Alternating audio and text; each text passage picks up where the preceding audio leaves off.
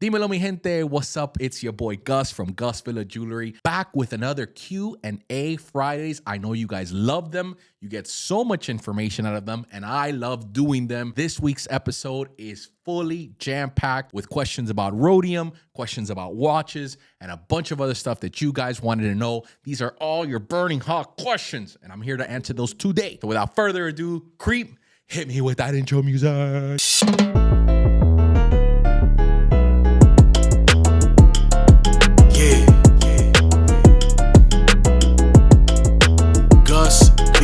Jewelry.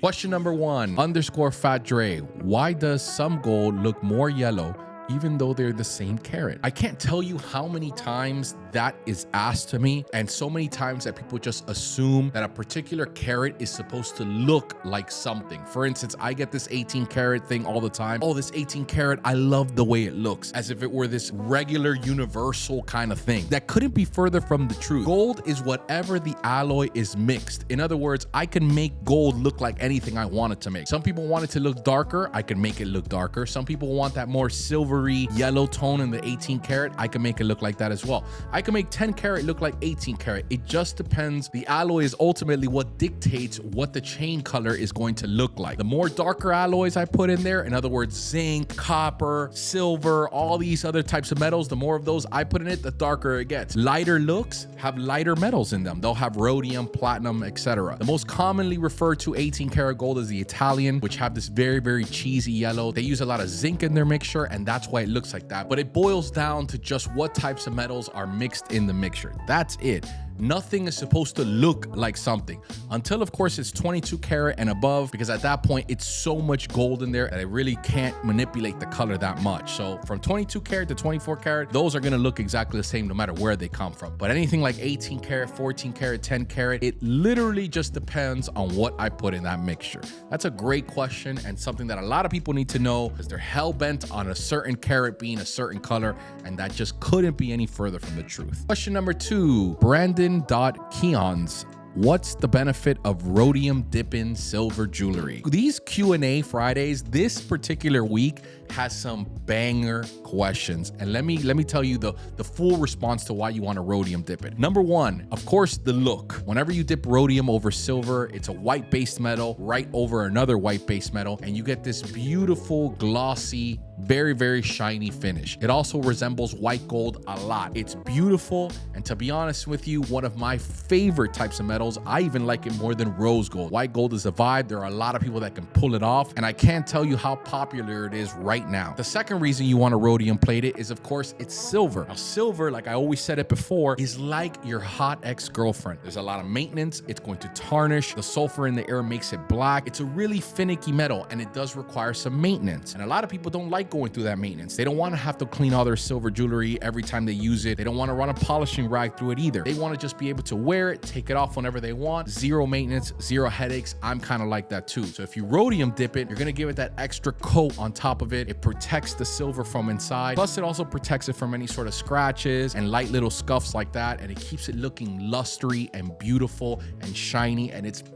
I can't tell you how beautiful rhodium dipping silver is. The final reason is kind of the same thing as the second one, because it keeps it shiny as well. Silver has a tendency, especially when it's over 950, to lose its shine relatively quick. That rhodium finish is going to keep it shiny for a really, really long time. And if ever it loses its shine, just run it through some soap and water and it's right back to being brand new. Rhodium is definitely the way to go. However, it is very, very expensive. I know you see rhodium a lot on Amazon and they're selling it for really, really cheap. It's not real rhodium, guys. Real rhodium is very, very expensive. To put it into context, 1 ounce of pure gold right now is trading at $19.40 as of today. And that same ounce of rhodium is north of $4,500.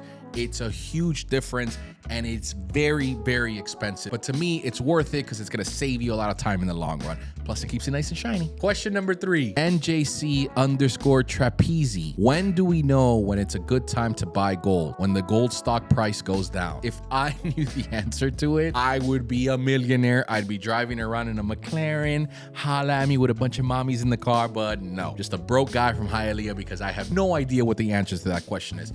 I don't know. I mean, obviously it goes without saying, right? You buy the dip. So you buy when gold is relatively down. However, when that happens, we don't know. In the last 48 hours, gold has gone up $40 an ounce. By the time you're looking at this video on Friday, who knows? It might be even higher than that. But you want to purchase your gold, of course, when it's down. But who knows when that actually happens? Maybe it'll go down today. Maybe it'll go out tomorrow. Who knows? But if you know, holla at me, because let's do business. Question number 4, Elay.noise. What are your thoughts about 3D printed Cubans? Do they give a fight to handmade ones? All right.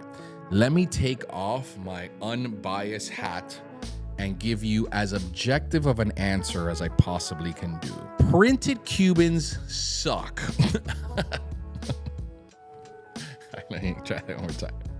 Printed Cubans are garbage. If you want my real opinion, the beauty of a handmade piece can never ever match what a machine-made one looks like. Aesthetically, it just looks better. Sometimes there are certain pieces that are machine-made that do look better when they are made by some super expensive Italian machine as opposed to someone's hand. For instance, I'll give you a perfect example, tennis chains. We haven't been able to make really, really good tennis chains by hand. More than likely, whenever you purchase a tennis chain, if it's done the right way, it's done by a very expensive machine.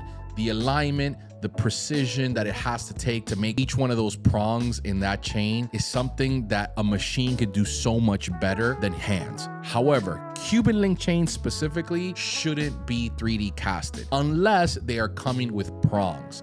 If they come with prongs, then it's a different story. But just a regular handmade Cuban, you cannot possibly beat the aesthetics of what a handmade one looks like. The file, the tightness in the gaps, the sharpness, the polish, and also the imperfections. There are a lot of people out there that love the imperfections, and you should really embrace them. These are hands that are working on your jewelry. This is passion. This is love for it. This is someone's career. This is someone's main hobby that they're dedicating all this time to make you a chain. Their soul, there's someone's effort whenever you wear something. That imperfection, that one little link that looks slightly bigger than the other one, the place where it didn't get necessarily polished correctly, that is beautiful. At least to me it is. I don't want something that everybody else is wearing that you could see where they soldered it because the machine took the algorithm of this, of that, and made it exactly the way it was supposed to be. That's no fun. Buy a handmade Cuban link chain. It's just gonna be a better outcome, a better look, and you're gonna feel better because you're doing it. You're wearing someone's art